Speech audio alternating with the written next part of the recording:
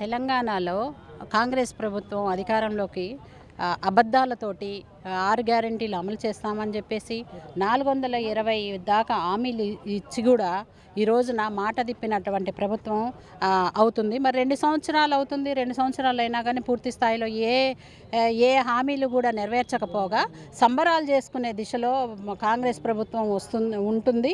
మరి ఈ సంబరాలు దేనికోసం, ఏం చేశారని, మరి ఈ రోజున తెలంగాణలో రైతులు కానీ, నిరుద్యోగులు కానీ, ప్రజలు, మహిళలు ఎవ్వరు కూడా సంతోషంగా ఉన్నట్టు కూడా కనిపించట్లేదు. జీవన భృతి ఇస్తానని అన్నారు. ఎవరికి ఇచ్చారు జీవన భృతి? మరి మహిళలకు 2,000 రూపాయలు ఇస్తానని అన్నారు. పెన్షన్ డబ్బులు 4,000 చేస్తామని అన్నారు. మరి గత ప్రభుత్వంతో పోటీపడి ఇచ్చలవిడిగా హామీలు ఇవ్వాలనేసి వాళ్ళు ఇవ్వడం జరిగింది. కానీ వాటి అమలుకి మాత్రం ఏవి నోచుకోవట్లే. ఇటు రైతాంగాన్ని కూడా అనేక రకాలుగా ఇబ్బందులు పెట్టుకుంటూ వస్తుంది. మరి వాళ్ళకి కనీస మద్దతు ధర ఏనాడు కూడా ఎన్నో ఏళ్ల నుంచి కొట్లాడుతున్నా కానీ కనీస మద్దతు ధర ఈ ప్రభుత్వం అన్నా కానీ ఇస్తుందేమో అన్న ఆశతోటి రైతులు ఎదురు చూస్తున్నారు. మరి వాళ్ళ కనీస మద్దతు ధర ఇవ్వకపోగా ఇవాళ పత్తి, వరి మొత్తం కూడా కల్లెల మీద ఉన్నది. మరి వాటిని కొనే దిక్కు దివానా లేకుండా ఉంది ఇవాళ తెలంగాణలో.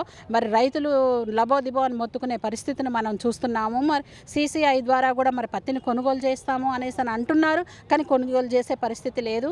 మరి వరి తడిచిందని, మొక్కజొన్న తడిచిందని, సోయా తడిచిందనేసి వాటిని కూడా తేమ శాతం ఎక్కువ ఉందనేసి కొనే పరిస్థితి లేదు.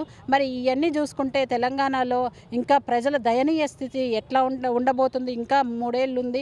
ఈ 3 ఏళ్లలో కూడా ఇంకా దిగజారిపోయి ప్రజల్ని ఇంకా ఏ పథకాలు కూడా అమలు చేయకుండా ఇంకా ప్రజల్ని ఇబ్బంది పెట్టే పరిస్థితి చూస్తుంది. ఈ నేపథ్యంలో సంబరాలు ఏ విధంగా చేసుకుంటారు? మరి 2 సంవత్సరాలు ఏం సాధించారని, ఏ ఘనత సాధించారని 2 సంవత్సరాలు పూర్తయిందనేసి సంబరాలు చేసుకుంటున్నారు. అరాకొరా పథకాలని అమలు చేసి మేము అన్నీ చేశాము, అన్నీ ఇస్తున్నాము అనేసి పేపర్ ప్రకటనలు ఇచ్చుకొని, అడ్వర్టైజ్మెంట్లు ఇచ్చుకోగానే కూడా సరిపోదు. కాబట్టి ప్రజలకి కావాల్సినటువంటి అన్నిటినీ కూడా ఇచ్చిన హామీలను నెరవేర్చాలని మేము ఈ రకంగా డిమాండ్ చేస్తున్నాం. CPIML mass line.